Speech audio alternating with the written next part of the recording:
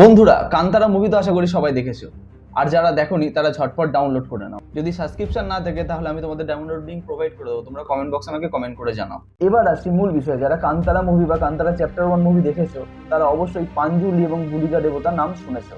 কিন্তু এরা আসলে কারা, কি থেকেই বা উৎপত্তি এদের, আর কেনই বা এদের দেবতা বলা হয়? প্রথমে আমরা কথা বলবো গুলিকা দেবতাকে নিয়ে। একসময় দেবী পার্বতী ছায়াস্তূপ থেকে একটি পাথর খুঁজে পান এবং সেই পাথরটি মহাদেব শিবের কাছে নিয়ে গেলে মহাদেব তা জলে নিক্ষেপ করেন এবং পরবর্তীকালে সেখান থেকে দেখা যায় গুলিকা দেবতার জন্ম হয়। গুলিকার পুজো সাধারণত পাথর রেখে করা হয় এবং পাথরটি রাখা হয় গাছের নিচে। বলা হয় গুলিকার জন্মের পর শিব তাকে বিষ্ণুর সেবার উদ্দেশ্যে বিষ্ণুর কাছে পাঠান, কিন্তু গুলিকা ক্ষুধার্ত এবং ধ্বংসাত্মক স্বভাবের হওয়ার জন্য সে এখানে গিয়ে এক এক করে জিনিস খেয়ে ফেলে। গুলিকার এরূপ দেখার পর বিষ্ণু তার কাছে এসে তার বুড়ো আঙ্গুলটি তার মুখে তুলে দেন এবং সেই বুড়ো আঙ্গুলটি সে চুষতে থাকে। এই করে গুলিকার ক্ষুধা মেটান বিষ্ণু। পরবর্তী সময় বিষ্ণু তাকে পৃথিবীতে পাঠায় এবং নির্দেশ দেওয়া হয় তাকে জঙ্গল রক্ষা করার জন্য। এক